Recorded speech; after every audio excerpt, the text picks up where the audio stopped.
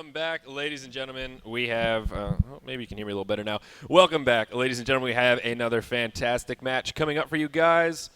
I'm Zayori, and I'm going to be joined by Diva yet again here for our second casting duo match of the day. Greetings. Are you excited, Diva? I'm actually really excited for this match. Me too. I don't know how you could not be excited for this match. Yeah. TDM versus Fnatic, especially given the standings that we have before us. TDM currently undefeated. And Fnatic, well, they're kind of right on that teetering edge of they might be able to qualify, but they need to win. They absolutely need to win. I was just speaking with their manager, Street. This game and the game that we just witnessed, TT eSports against Fnatic, means everything to them. They are dead serious. I was in the player pit watching them. They are screaming. They're excited about every little play. When No Tail landed that first ward trap, he went absolutely ballistic. Wow. They are in it to win it. They realize the situation they're in. They know if they lose, they're going to be in a very precarious situation, and they do not want to drop a game right now. Absolutely, and that's the perfect mindset to be in right now because they really are right there. If they lose this game, I haven't done the math. I don't know if they can still come back after losing this one, but if they can, it'll be very, very difficult. They have one game remaining after this one against Team Itzgosu, which many people favor to be one of the contenders for the crown. Right. So it wouldn't be an easy game by any means, and 4-3 does not guarantee you a spot in the Final Four. So certainly they need this game. Yeah, and that brings up a good point as well. Team Itzgosu did officially qualify from the BYOC. They won 2-0 over Mono. What's their full name? Monomaniacs. Monomaniacs. So, of course, Swindle Melon's team, formerly known as SGTY. So Team Itzgosu now officially in the event. Welcome to DreamHack, Team Itzgosu. As you said, some people actually chose them as a favorite to win the entire event. So we'll see what they have in store. But the game is underway, and I think it's about time to get into it. Diva, are you ready to rock and roll? I'm always ready to rock and roll. All right, all right. So this is almost the last game of the night, guys. We're getting there. The schedule is slowly getting smaller and smaller and smaller as things continue on. And well, plenty of HON still to continue. Of course, we have all day tomorrow of casting as well. Let's do it. Let's do it. So, yeah, we're actually in the picking phase here, ready to rock and roll. And the bans are actually underway. So yet again, the first ban coming out in this game here is an Amphora. And I just don't have words. Maybe I should try a Google search because I was speaking with Tralfamador earlier, and he was talking about Itzgosu and how they've been using Amphora every game, and that's been a huge part of their success. All right. So he truly believes Amphora is a very dangerous hero, that he wants to eliminate it. And, you know, we were also talking about how much he hates Armadon and how much he thought, despite how good TT eSports was playing last game, that Armadon was going to end up biting them in the ass. And sure enough, man, sure enough. Yeah, I mean, Armadon in that last game, of course, played by Hani, was absolutely incredible. He farmed so well, so fast, and he just became pretty much the immovable object. It was pretty ridiculous to see how tanky that Armadon got. So, of course, Armadon actually banned here, as we may come to expect. So I can't be too surprised. Though the banning phase is almost complete. Again, just to reiterate, the girth of this game so important for Fnatic to win and as well as TDM to continue on. I mean, I think it's yeah, the girth of this game is really magnificent. It's really, really it's a big very game. girthy. It's a big game. It's huge. The massive girth. Yeah, it's a sort of an appropriate qualifier. Yeah, and dude, I was watching Fnatic against TT eSports. Trademark does not want Fnatic to move on. Right. They were cheering for TT eSports more than TT eSports was cheering for TT eSports. It was absolutely insane. Tralfamador, B-Kid, those guys sitting side by side, rooting those guys on. They want Fnatic out. They want the chance to do it themselves, and they got it right here. Yeah, that is awesome to hear. These teams sort of supporting one another, getting into the, all right, we really, sort of enemy of our enemy is our friend sort of a thing. It's a pretty cool thing to be able to witness. But anyhow, the bans are complete, so let's go ahead and jump right in. So as I mentioned, Tralfamador starting things off with that ban on Amphora, which apparently is kind of becoming the new norm. As I think we may have seen her in one game so far, banned in pretty much all the others. Followed up by a ban on Tundra from Fly, followed up by Armadon, Pebbles, Ophelia, Meraxis, Aluna, and then finally Parasite, going to be that last ban there by Fnatic Fly. Any thoughts here, Diva? Not really. Meraxis ban is becoming pretty standard. The Armadon ban, obviously from last game. Needless to say. Yeah. seems like pretty standard bans. You see a lot of, you see a couple of jungle bans as per norm. One thing I will ask you, though, is about Tempest. You know, in my mind, I think of Tempest as sort of one of those go-to heroes, either banned or picked a pretty good portion of the time. And today, maybe banned, picked once, twice, something like that. It really hasn't been too much. Are we talking just sort of a shift in the metagame? Has there been any changes beyond the community patch that sort of slowed down the elemental damage? Any more to it? Any thoughts? I don't really think so. We saw Orange Esports use the Tempest to great effect against Fnatic, obviously winning that game. But I think a lot of the focus has shifted to other heroes. We've seen some Fluxblade. We've seen some some pretty innovative strategies, some engineer with that Flux. And we've seen quite a bit of Silhouette. We've seen quite a bit of some of these other heroes. Keeper of the Force has been played quite a few times. So I don't know. I'm not sure that Tempest is falling out of favor. I just think that people are focusing on other things, and each land has its own meta. Yeah, that's a good point as well. Certainly, it was just a little surprising to see Tempest passed up so many times in a lot of these games. But alas, we'll see. Of course, on the board here as well. Ophelia, though, still getting those bans. And the other one to note is Polywog Priest actually not banned here, too. And he's been one of the favorite bans throughout this event so far. Yeah, especially against No Tail. But what I find even more interesting than that is, sorry, this is kind of jumping into the picks a little bit, but TDM had his first pick this game. And last game, we witnessed them. They first picked Silhouette instantly. Snap picked her. This game, knowing that they're playing against Fnatic, who likes running Silhouette on Era, they took Glacius first, leaving Silhouette to be snapped up by Fnatic. What do you think about that? Yeah, that's really interesting. And to be honest, I'm not sure exactly what to make of it. From the Moon Meander perspective, of course, those Silhouette as well as Tundra are kind of his two go-to heroes. As I've said in the past, if he can get them, generally he will. So I'm a little bit surprised. I mean, Glacius is not a bad first pick, but in this situation, I don't know. The other thing that's interesting as well is Behemoth has been picked up very early. I think he was first picked last game by TT Esports, and now in the first round of picks here for Fnatic. Yeah, very interesting indeed. And now you see that Demented Shaman highlighted. Yeah, Demented Shaman has definitely not been getting much love recently, and it would be interesting for one of our last games of the night to be the first game we see a Demented Shaman, but they switch it up at the last second and go for the Zephyr Engineer, so sort of speak of the devil here, just talking about Engineer being mixed in with that Flux a little bit. I'll be curious to see if Fnatic actually does pick up Flux with their wildcard pick. I absolutely think they're going to pick up a Flux, and Turkey Zephyr is always, always, always a pleasure. There will be many gobbles this game. Who knew Breaky could do such a good gobble? I can't believe I didn't know that. Oh, the voice? Oh, yeah. That was not Breaky. That was actually Burrow, our lead creative designer. He does an excellent gobble. No, I mean,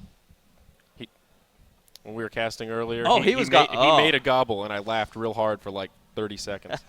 It was the best gobble I've ever heard. It sounded just like him. But whoa, mama. We are finally going to see some interesting, well, we've seen interesting stuff all day, but some interesting heroes that I thought we would see a lot more of. Soul Stealer, Sandwraith, the last two picks from TDM. Talk about in-your-face picks right there. Two agility heroes, both very, very rare to see. Sandwraith with his recent buff with that Desert's Curse, as well as, what's that bad boy called? Deserted, of course, adding that true damage to the heroes affected by Desert's Curse. So he has been buffed a bit, but Soul Stealer as well. A couple of choice players told me that we'd be seeing a good bit of Soul Stealer in this event, and this is the first time I've had the privilege of seeing him. Yeah, this reeks of trump card.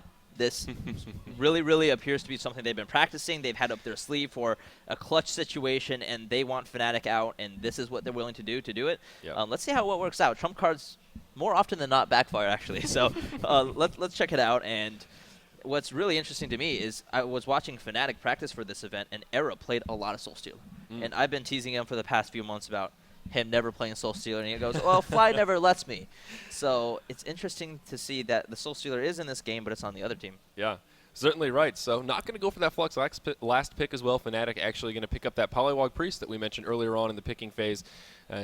Again, in the hands of No Tail, always a scary hero-player combination, as Breaky and Phil would say it again. Yeah, I'm really, really, really looking forward to the laning phase of this match. I really think it's going to be even more important than most matches. I think that the Zephyr needs a good start. I think that Fnatic will do everything in their power to set him up in a great situation to Rice Farm. But I also think that it's very, very scary seeing the Sandwraith on the other team as well. Yeah, Sandwraith is certainly a scary hero right now. And since he's been buffed a few games that I've got to see him in, it seems that he's been fairly successful. So Sandwraith is definitely a hero that makes me nervous quite a bit here. Interestingly enough, we see Moonmeander actually playing Bubbles. He told me yesterday specifically, I do not play Bubbles anymore. He lied to my face. Yeah, I've actually seen the video of him saying why he plays Silhouette and why Trauf is playing the Bubbles is because he realized he cannot play Bubbles. Yeah.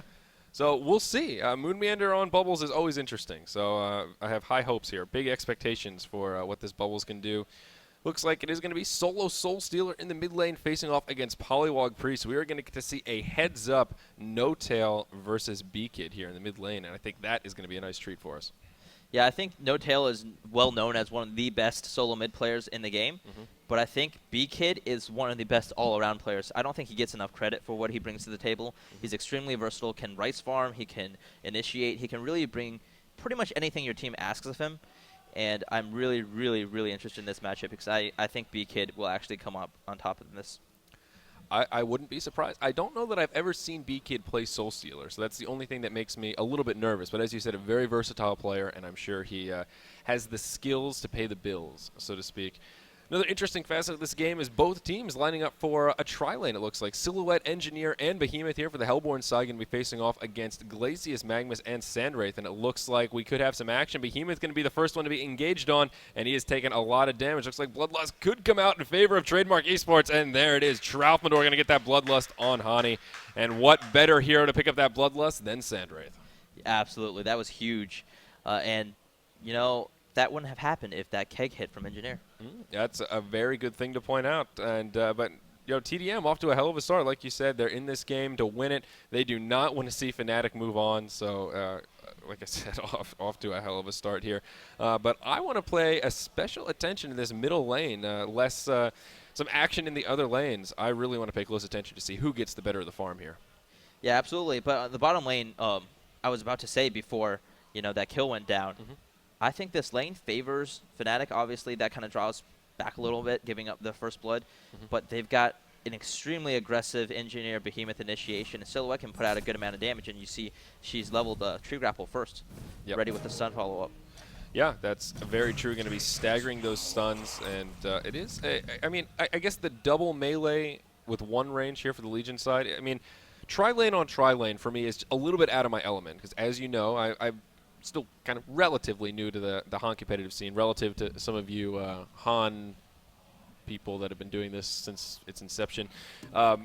Tri-lanes were sort of before me. So what about this tri-lane makes it better for the Legion team, I suppose?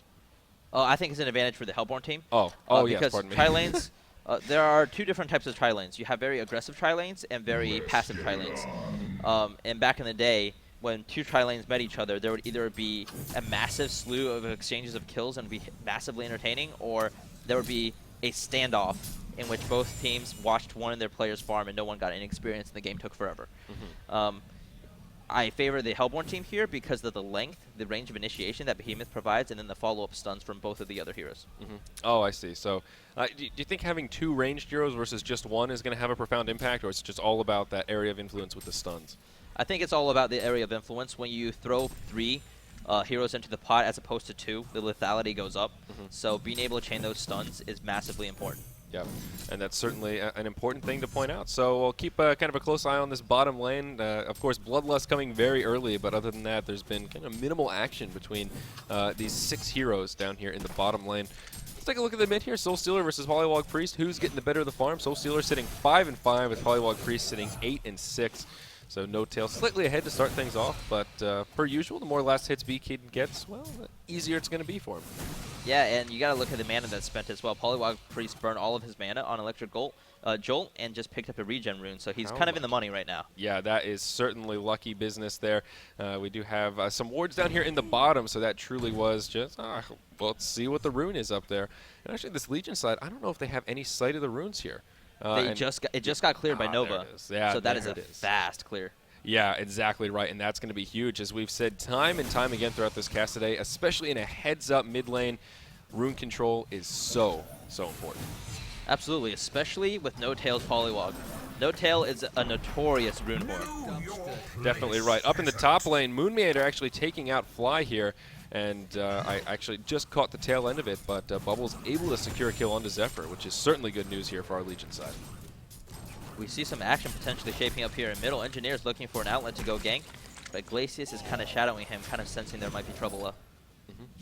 Yep, certainly right. Nova playing a fairly roam-intensive engineer here, still sitting level 1, as you mentioned, just looking for an opportunity to capitalize on. And we'll see if he can find it. That 4-minute rune about to spawn here, and it looks like Nova's headed to the bottom. And it is looking good here for Fnatic as far as rune control is concerned. It is going to spawn top. Is there going to be a race to get to it? And not quite yet. What rune is it? Invisibility rune here. Both players now have their bottles in the mid lane as well. So, again, rune's becoming that much more important. Yeah, it's very difficult for the Soul Stealer to compete with the Polywog for these runes when the engineer is kind of roaming around. Yeah. Now that he knows the engineer is kind of to the south, he can kind of shadow the Polywog a little bit, but the Polywog was always going to beat him to it because he could have, if he needed to, morph the Soul Stealer. So, sort of along that point, how bad is it for Soul Stealer to not get those runes? Is it one of those things where when Polywog Priest leaves the lane, it's good that he can pick up a few seconds, whatever it may be, 10 seconds of kind of free farm without someone in the lane? Or does he really need someone on his team to help him control these runes? No, in the dynamics of a Soul Stealer versus Polywog lane, you actually want to push the lane because both of you are pretty dependent in this matchup on your nukes to farm. So the strategy is actually to use your nukes to push the wave.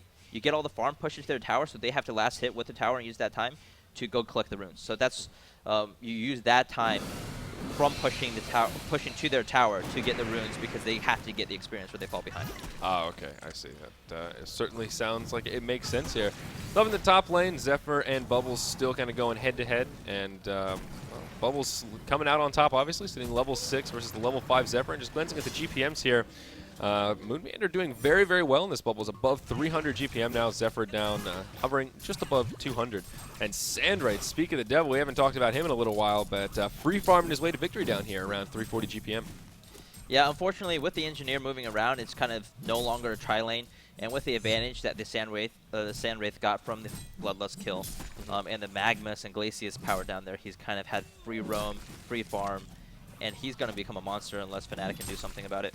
Yeah, and that's definitely right. You know, once he gets that Helm of the Black Legion, as he just completed, with that Beast Heart picked up in the inventory, it gets a lot harder to shut down. You know, and being able to pick one up in that 6-minute mark is certainly good news for Tralfamador here. And you know, we'll see. As far as item builds for Sandwraith is concerned, what are you thinking here? I mean, are we sort of destined to see a Mock of Brilliance? Is that the 100% go-to item on this hero? Perhaps. I think he'll go definitely Helm of the Black Legion first. I think they'll be looking for a lot of mid-game pressure with the Bubbles and the Magmus and the Soul Stealer. Soul Stealer is a great hero in the mid-game, peaks out really, really high for a hero that also scales very well into late game. So I think they'll be looking to initiate some action within the first 25 minutes, and the Helm of the Black Legion makes the Sandwraith combat viable. Yeah, that's a good thing to point out as well. So a relatively passive game here, about 7 minutes in, only 2 kills on the board, but TDM getting really the advantageous farm here. Of course, sitting 2-0 right now is helping quite a bit, but really just getting the better of the farm in these lanes. Really working very well as Bubbles is kind of dominating up from the top against Zephyr, and I guess it's sort of a break even a little bit in the mid, though. Polywog Priest is starting to pull ahead a bit. Yeah, the difference in that golden experience you're seeing, it really comes down to the top lane, the Bubbles, getting that frag. Yep. And then you look at Engineer. Poor Nova still sitting at level 1 at 21 experience per minute. That is absolutely abysmal. Wow. And that definitely makes me a bit nervous. I mean, what do you make of that? I mean, what is Nova's strategy here? Is he just roaming around for the sake of roaming? Is there a positive amongst this 20 XP per minute negative?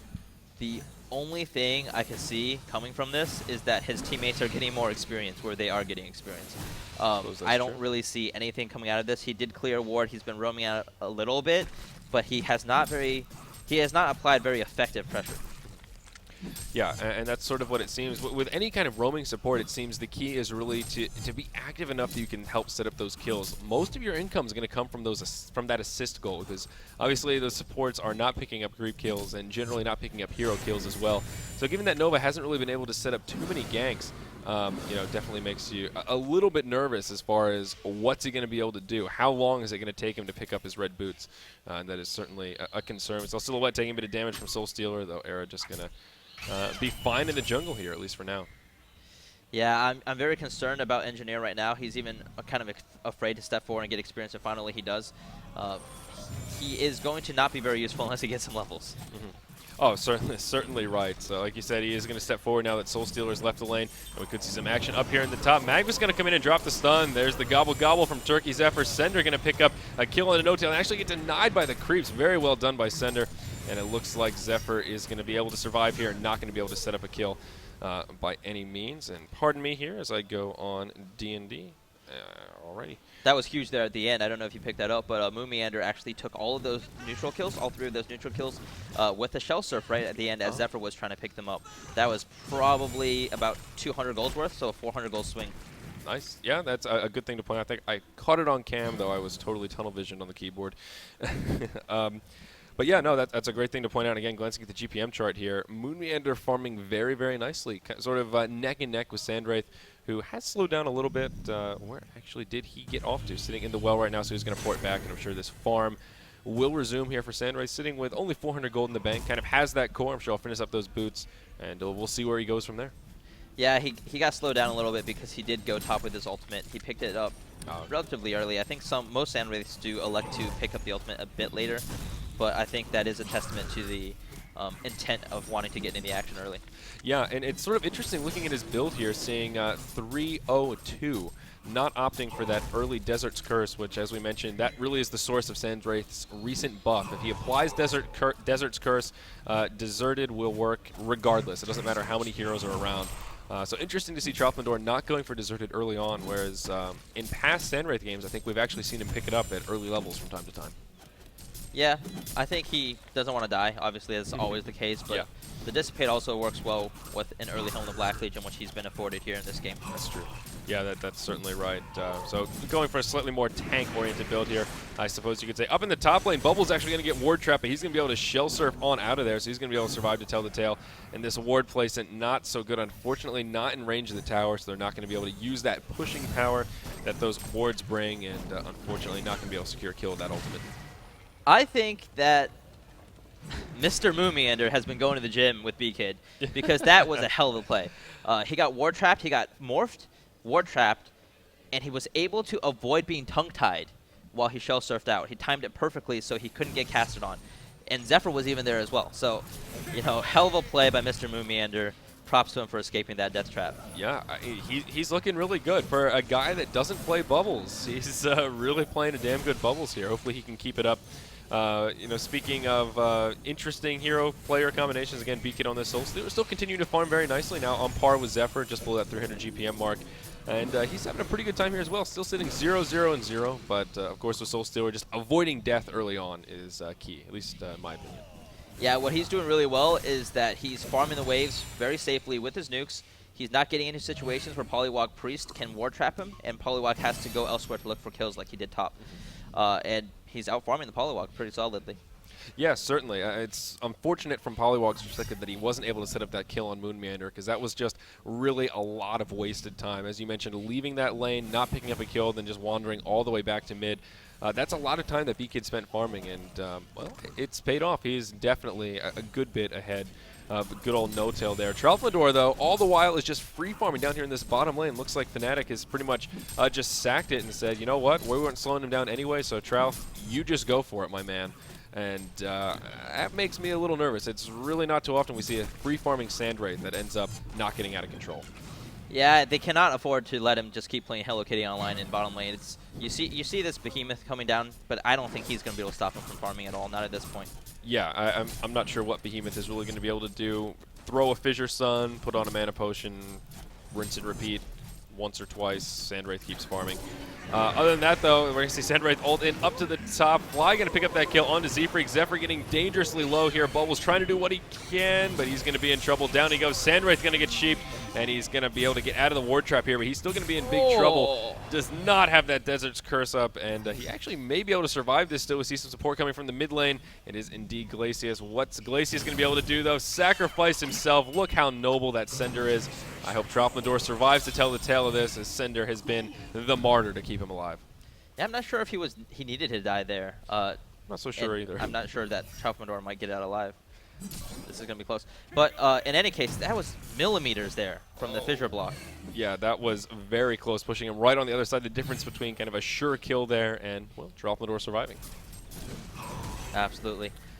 Soul Stealer getting dangerously low in that exchange as well, though it looks like he's going to be able to use that potion and survive, so that is certainly good news. There's that Desert's Curse on the Engineer, a beautifully placed turret, going to push back Sandwraith to avoid the kill, so well done by Nova there to avoid what could have been death. Yeah, we touched on earlier how No Tail left middle lane, allowed V-Kid to get all that golden experience, and he missed out on experience himself. But luckily, poor Nova was able to take that chance to solo mid and get a lot of experience, and he hit level 4 and 5 relatively quickly, so he's kind of back in the game now. Yeah, that's definitely good news. Looking at that XP per minute chart, he's still low, but kind of on par with Glacius, so at least par for the course as far as supports go at this point in the game. That's definitely a key thing to point out as well. Soul Stealer going to go to the bottom lane. He's going to be able to bottle up a double damage rune, all the while that top tower gets taken out. Zephyr actually not going to be able to pick up the last hit himself, but still taking down that tower. Going to give a nice little gold picking up to Fnatic Raid Call, who are now starting to pull ahead by just a little bit. 1,800 gold, or 1,800 experience, about 900 gold. Your team actually gets more overall gold if you do not last hit the tower. So maybe it was on purpose. Purposely? Okay. That's fair enough. Fair enough. With Zephyr, you could see it both ways. You know, maybe Zephyr wants the gold, maybe he wants to share. Helping his homies out. It's a Thanksgiving turkey Zephyr, so that's true. That's what Thanksgiving's all about. Yeah. That's a good point. You don't pick that skin if you're not about your friends. That's kind of gobble, gobble. Gobble and gobble. So it's still a pretty damn passive game here. Still 6 kills in 15 minutes. Both teams, I guess, playing fairly passively. You know, they both just seem sort of comfortable farming away, and partially with such a big game like this, you can sort of understand why both teams really aren't taking too many unnecessary risks. Yeah, the issue is that both teams have extremely snowbally teams. You got a Magmus, Soul Stealer, Bubbles, Sandwraith combination that once they get rolling and they get an advantage on you, there is no place safe on the map. They get some wards up, Sandwraith can pop out on you, you all of a sudden have a portal keyed turtle on your face. It's very, very scary. Same thing with the Hellborn team. You got that turkey that once, you know, you get some farm on him, he's just going to be a wrecking ball, kind of like what we saw with Armadon last game. A portal key on the on No Tail's Polywog Priest is also very dangerous. So, you know, they've got to be careful. One slip and the game can get away from either of these teams. Yeah, that's a really good thing to point out. And again, going back to why it really is understandable that both sides are playing the way that they are. Again, just it's not to underestimate how important this match is for this group phase here. Up in the top lane, we see Sandwraith continuing to solo farm, so Tralpmador been doing a very nice job finding these opportunities where there are open lanes where he can go ahead and pick up some farm. He's going to use that ultimate to get across the map. Polywog Priest going to fall in the mid lane here, and of course Tralpmador going to be there to pick up that assist. So it looks like they may just go ahead and push this tower here in the mid lane. Of course, B-Kid with that double damage rune activated didn't hurt either. Yeah, that was a brilliant play there from Trademark. Some might consider that overreaction to one Polywog pushing. But what they do now is not only do they save that tower, get a frag, but they also get a tower immediately afterwards. So great play, great team play. You know that they were talking to each other. They were like, hey, let's do this. We can get the tower afterwards. Yeah, and that goes back to the point that you were making in the last game we casted together. It's, yeah, getting kills is good, but what comes after the kills is really what's important. And here, what's going to come after? Well, they got that Tier 1 tower, and now they're going to do a hell of a lot of damage to that Tier 2 tower, which is really important. Of course, they did have to sacrifice their own Tier 1 down in the bottom lane all the while, but a lot of damage coming out there in the mid lane. Yeah, they will take that at this point. Yeah, that was a good exchange. I mean, this tower is just going to fall with the easiest or tiniest little push coming up. Silhouette may be overextending here a little bit, though. Magma's going to come in. Is there going to be enough follow-up to try and set something up, or is there a Silhouette illusion hiding somewhere on the map? And I don't believe so. There's support from Silhouette, and she's going to be able to make it out. No more stuns on the way, so sort of unfortunate. Glacius couldn't get there in time, but of course Silhouette does survive. That was very ballsy from the Silhouette in any case. Yeah, that was definitely pushing up maybe just a bit too far. So an interesting item pickup here from Polywog Priest. The item itself not so interesting, but the timing more so, as they do take out that Tier 1 tower in the mid lane, opting for the Gnome's Wisdom after Striders here instead of just saving for that portal key, as I probably would have expected. What do you make of that? I got nothing. Yeah, nothing? I mean, well, Gnome's Wisdom in general, are you a fan? Do you think it's overrated, underrated? Should people use it more? Should we see it less if that's possible? I think it's a very good item, but not as a primary item. I think that it can supplement your team extremely well, and it scales with the game.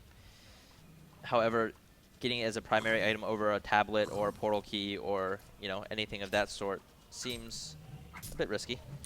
Yeah, I would tend to agree, and kind of on both fronts. It's an okay item, but all things considered, I think it's very situational and really is only good if you have a team that truly benefits and you have a hero that benefits from all of its stats as well. Polywog Priest is one such hero, but it's just hard for me to reason that over just pooling for a portal key. I don't know, especially since No-Tail is just so dangerous once he picks up that portal key. It seems like that's sort of the on switch for, all right, No-Tail's going to start to snowball a little bit. Yeah, he might be afraid a little bit of the global presence of the Legion team with the Sand Wraith and the high mobility, how much they're teleporting. So maybe he doesn't want to be running around with a portal key. Yeah, that's actually a really good point as well. And also him sitting 0-2-1, he didn't get that really good start that he's kind of used to getting. So, you know, that ward trap, we tend to think once he hits level 6, that's a pretty good opportunity to pick up a kill, and, you know, he can kind of take off from there. So maybe that slower start influencing decision-making as well.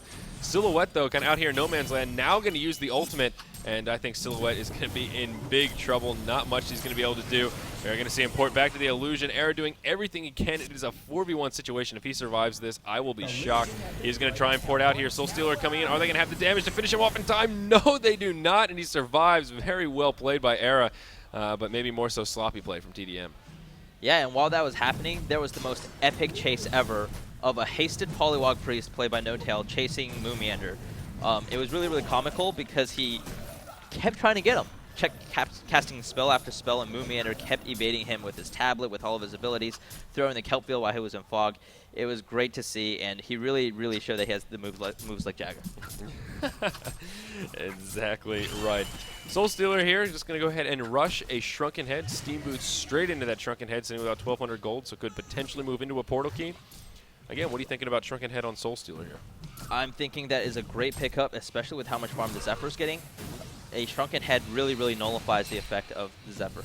Yeah, Zephyr's farm, especially if he gets that Mock of Brilliance pretty quickly, which is a possibility here. We're sitting 20 minutes in.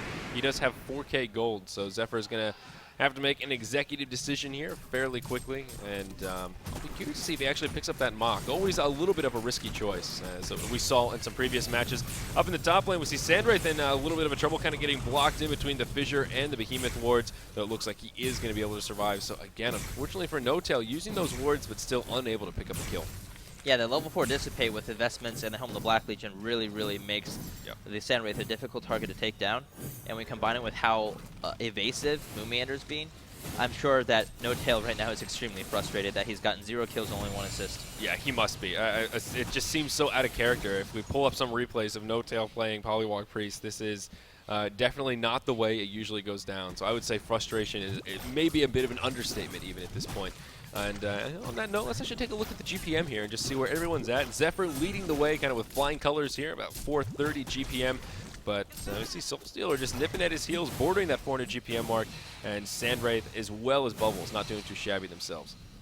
Yeah, what this is going to come down to, if it continues at this pace and becomes just a farm fest, is how fast the Zephyr and the Sandwraith can kill the supports of the other team. Obviously, you also have the Silhouette and the Soul Stealer as carries as well, but I really think it's going to come down to those heroes getting the strongest in the respective teams and really, really looking to kill the squishies before their own squishies get taken down. Yeah, that's definitely a true statement, and positioning going to be particularly important there for those supports as well. Behemoth actually farming reasonably well here. Hani sitting around 141 GPM, sitting 0-1-0, so hasn't been terribly active, though there have only been 7 kills across both teams, so you know, you can't really blame him for the lack of assists here. Once he gets that portal key as well, perhaps we'll see some increased mobility. See Era pretty close to that Nullstone as well, about 200 off once he finishes these Ancients. I think he'll either have enough or be damn close, so that is sort of the first milestone here for Silhouette. Yeah, right now, if you look at the Hellborn team, their damage output is almost exclusively coming from the Polywog and the Zephyr. The Engineers got some good utility on him, and the Behemoth doesn't have a portal key, so he's not going to be able to jump on people and use his ultimate. Yep. So if they do engage, pretty much all other damage is going to be coming from 2 characters. So they got to be careful as far as just distributing the threat level a little bit. Yeah, certainly right. And speaking of items here, 2 other really interesting item pickups. One more interesting than the other, a Frostburn on Zephyr. I don't know that I've ever seen that. He wants to be fast, I guess? It seems a little strange. I mean, you talked about why Shrunken Head is so great in this situation for Soul Stealer. It's like, well, because Zephyr does a lot of AoE magic damage, especially if he gets that Mock of Brilliance. Zephyr, not really a hero known for his auto attack ability, more just his tankiness and all that AoE damage he puts out passively. So the Frostburn just seems kind of an odd choice for a hero that really doesn't right-click auto attack as much as some others. Yeah, I think it's a mobility play.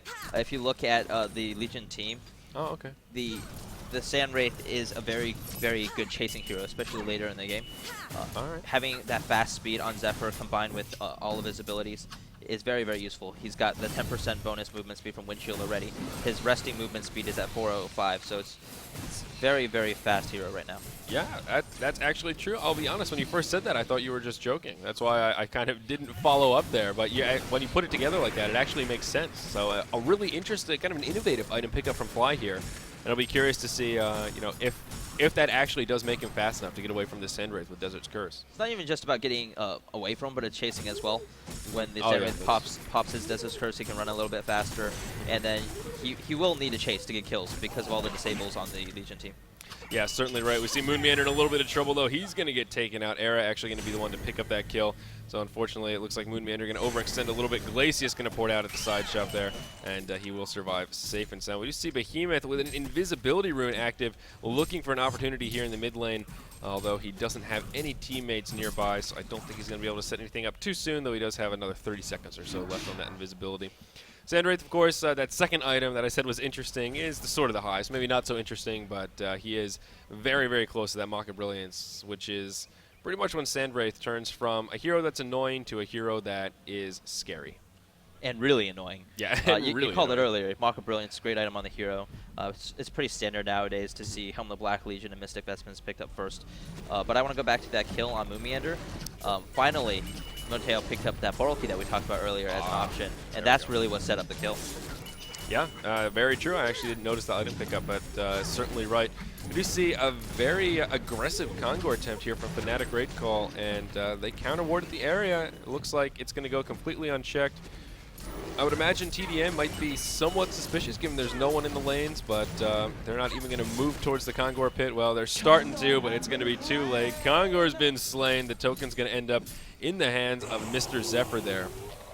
And yeah, a bit of momentum now for Fnatic Raid Call. Absolutely. Very good ward vision. You see those two wards of Revelations, making sure that Trademark had no idea what was going on in the area. Nova always does a phenomenal job of controlling wards, and there you see it again, paying massive dividends for his team. Yeah. Oh, yeah, exactly. I mean, Nova is pretty ridiculous when it comes to wards. He is the man with a plan, I think it's safe to say. Soul Stealer has also picked up a portal key of his own, as has Bubbles, so I think he's had his for quite some while now. Seem to be kind of hung up on items since there aren't many hero kills going down. I guess items are kind of all we have to talk about here. Silhouette going with a Hungry Spirit after Nullstone, so I would guess that's going to turn into a Whispering Helm, but again, a little bit surprised.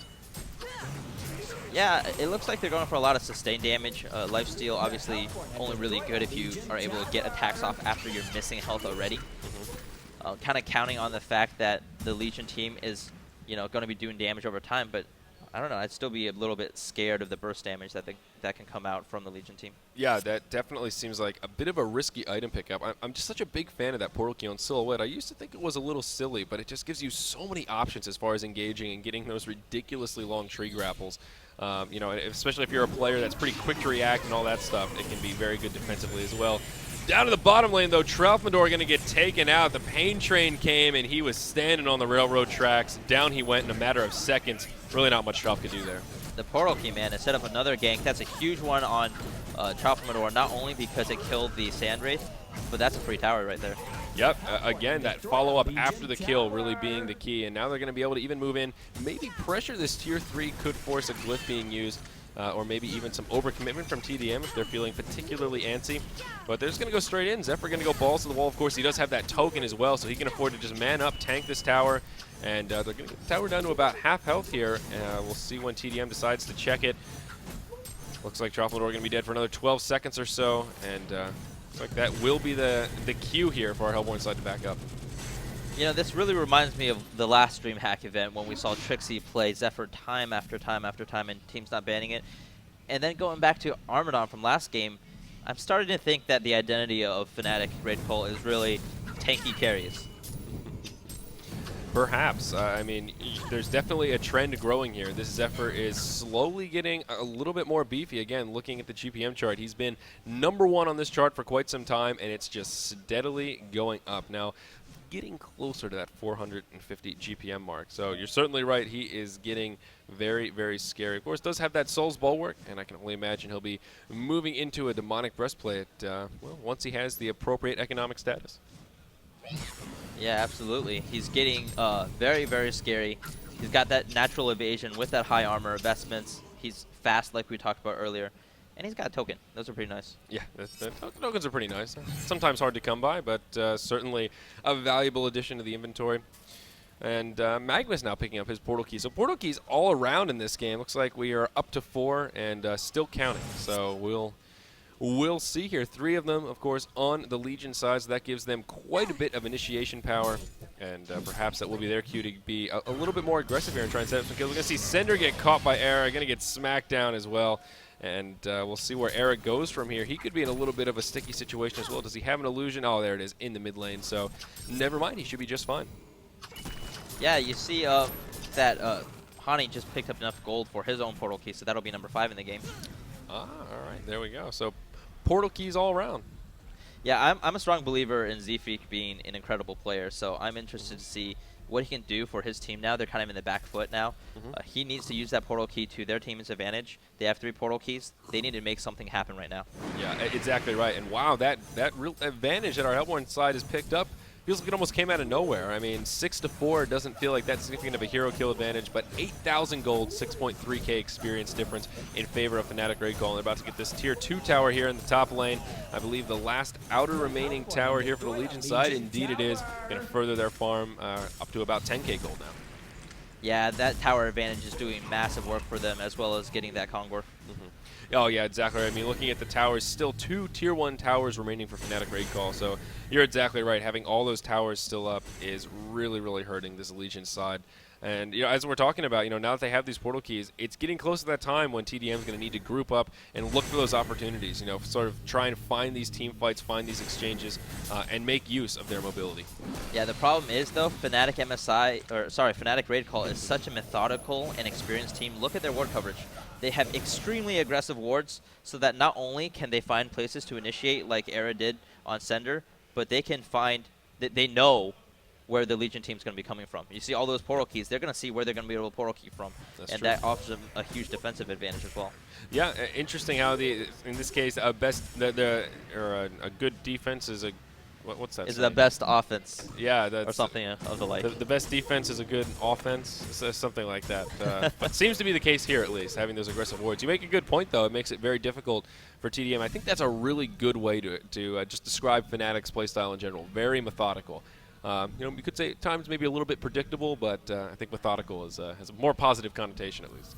Yeah, if you're predictably successful, which Fnatic Raid Call are most definitely predictably successful, if I could actually say that word properly, that's a very good thing. Yeah, that's not a bad thing at all. That's true.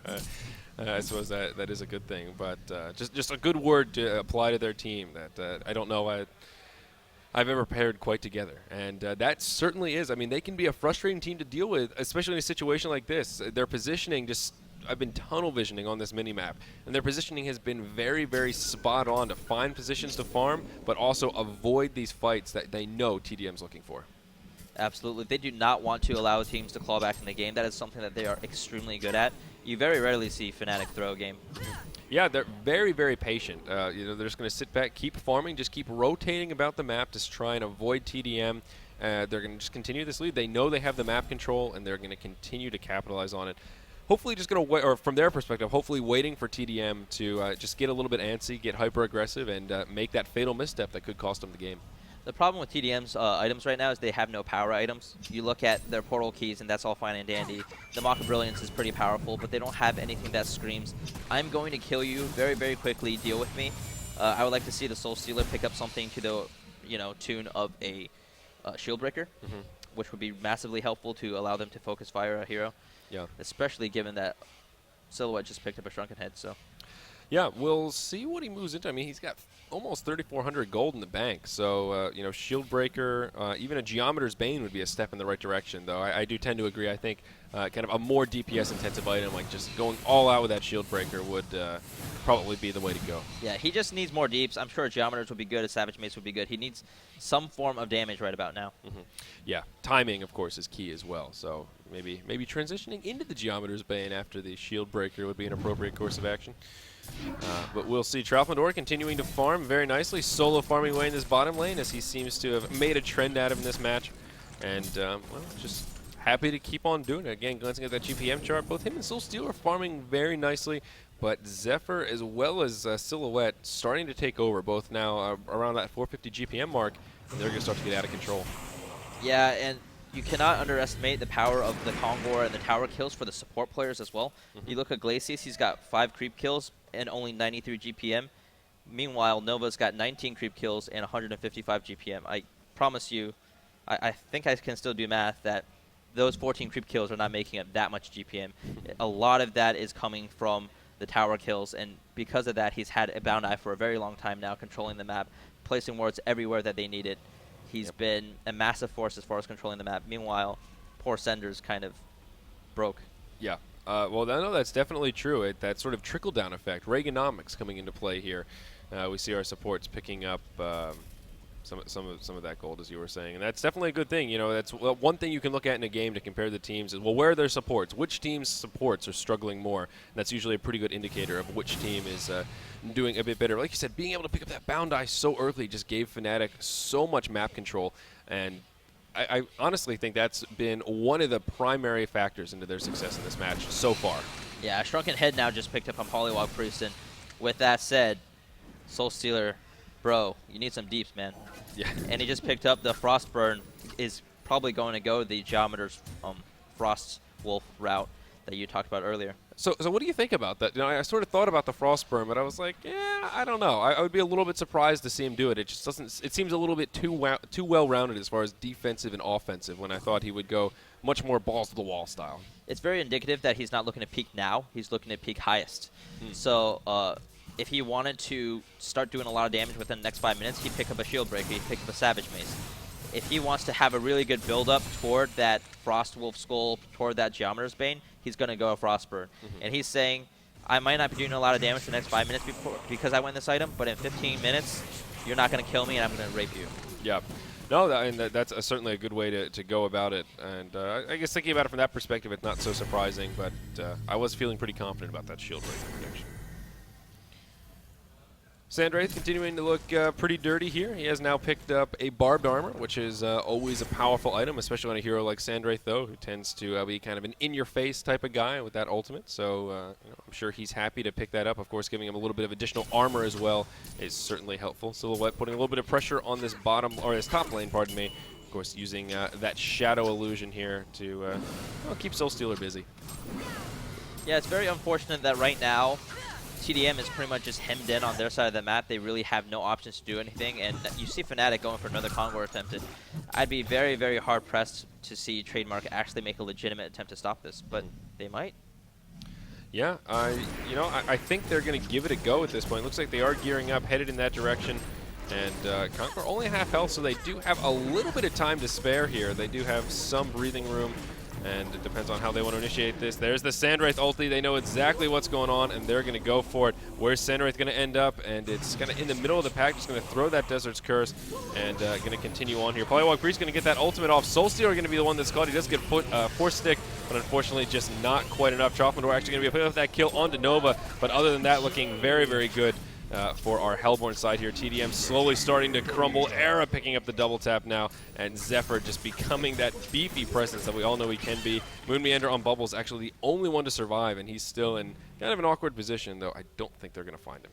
Yeah, the reason that I did not think that Trademark would even try to attempt to stop them is because I do not think they can take the Fnatic team currently when Fnatic's in a defensive position. With that Engineer, they rely so much on their portal keys, and when that Engineer ultimate's up, you portal key in, you got nothing.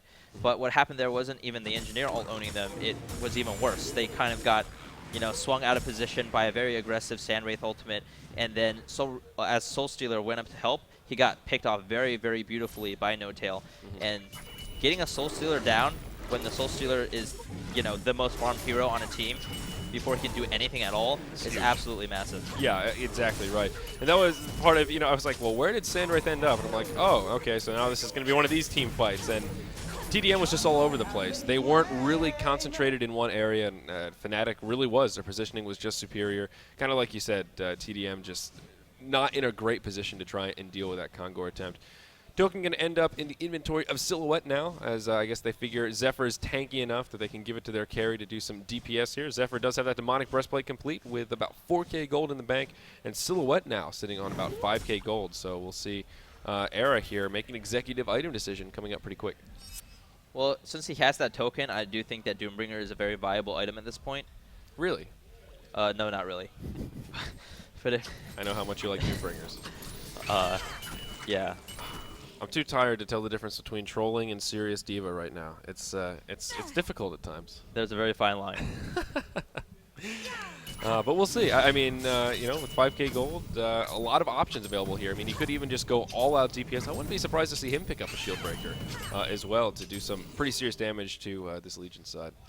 Yeah, I honestly do not think the Doombringer would be a terrible item pickup right now, but it's as always, it's extremely risky, and if it causes him to lose this game, I think his teammates would literally kill him. Yeah, I mean, in my mind, Doombringer is more of a coming back behind all odds kind of a thing, more so than oh, we're winning, let's just pick up a Doombringer, because that's, like you said, if he gets picked off, then that could make it a GG on the wrong side of the GGs. So certainly an important thing to note. We do see Era did pick up a Wingbow, though, being delivered via the courier. Yep. So I know we don't see too frequently, though, but what do you make of this, Diva? It clenches his cowardice. Confirms. All right. All right. Well, that's certainly true. I mean, it is a very versatile item as far as giving you a lot of damage and a lot of nice aggressive stuff as far as attack speed, but also giving you that evasion. So it is a nice kind of defensive and tanky item as well. It's a great pickup. I don't think they're going to be able to kill him for the rest of the game. I honestly don't. Yeah. Unless his team somehow abandons him or he gets picked off like he's wont to do sometimes. But I think that makes him pretty unkillable. Yeah, and what I like about this is it sort of forces Soul Stealer's hand. Now that he's committed to this Frostburn, we know that he's going to try to transition into that Geometer's Frostwolf Skull style. So now he's thinking, well, crap, I really need that Savage Mace if I ever want to go toe-to-toe with this Silhouette. So I think that's a really smart pickup, especially given the items that Soul Stealer has already. Yeah, and it works on the Illusion Ultimate as well. Yeah, that's a great thing to point out also. This Tier 3 tower in the mid lane, though, taking a hell of a lot of damage, dropping dangerously quick. The Glyph's going to be used to try to delay the inevitable here. It looks like TDM is going to pose a serious defense, but the tower is going to fall. Of course, the Rack's now exposed.